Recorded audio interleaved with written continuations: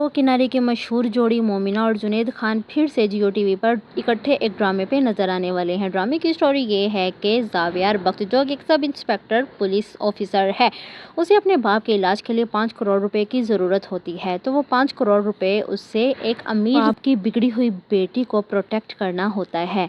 ज़ावियार का बाप उसे मना करता है कि इतना पढ़ लिख के तुम एक बॉडीगार्ड की नौकरी करोगे तो वो बताएगा कि आपके इलाज के पैसे इसी नौकरी से मिले हैं। ये है पारस बहजाद, जो कि बहजाद खान एक अमीर बाप की बिगड़ी हुई औलाद है। वो अपने बाप के साथ रहना चाहती है, अपने बाप से रिक्वेस्ट करती है कि मेरे पास रहा करें, मुझे चीज़ों की नहीं, मुझे आपकी ज़रूरत है, आप मुझे प्रोटेक्ट करें। लेकिन उसके बाप के पास टाइम नहीं है, उसके बाप को सिर्फ माल और दौलत इकट्ठे करने की पड़ी हुई है। वो अपनी बेटी को गिफ्ट देता है, तोहफ़े देता है, लेकिन वो उनका बेड़ा गर्क कर देगी।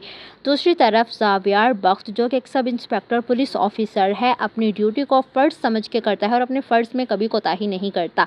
बहजाद खान को जब अंदाज़ा होता है कि उसकी बेटी पारस की जान को ख़तरा है क्योंकि वो एक अमीर बाप की बेटी है, तो वो ज़ावियार बख्त जो कि सब इंस्पेक्टर पुलिस है उसको अपॉइंट करेगा, उसको हायर करेगा अपनी बेटी को प्रोटेक्ट करने के लिए।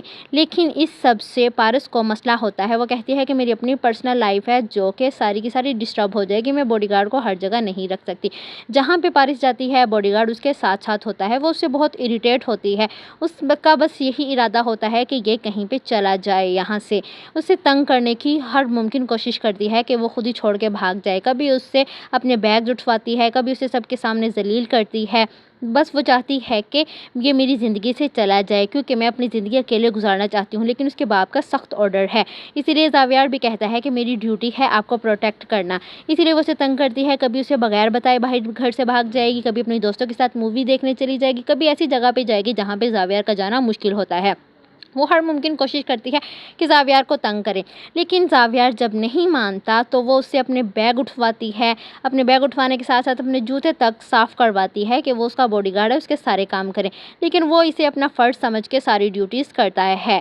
गर्ज जब किसी तरीके से भी पारस की दाल नहीं गलती तो वो उकता के एक दिन ड्रामा करती है कि ख़ुद को किडनैप करवा लेती है और इसके मकसद यही होता है कि वो ज़ावियार को अपने घर से निकलवा दे। लेकिन अगर ज़ावियार मौके पे ना आता तो पता नहीं क्या अनहोनी हो जाती। ज़ावियार उसे बचा तो लेता है, लेकिन पारस अपने बाप के सामने ज़ावियार पे ही इल्ज़ाम लगा देगी। पारस खुद को किडनैप खुद करवाती है, लेकिन गुंडे जब उससे पैसों की डिमांड करते हैं और ऊपर से ज़ावियार आके उनकी धुलाई करके पारस को बचा लेगा, तो पारस अपने बाप के सामने ज़ावियार पे इल्ज़ाम लगा देगी कि इसी ने मुझे किडनैप किया था। तो ज़ावियार को अरेस्ट करवा देती है।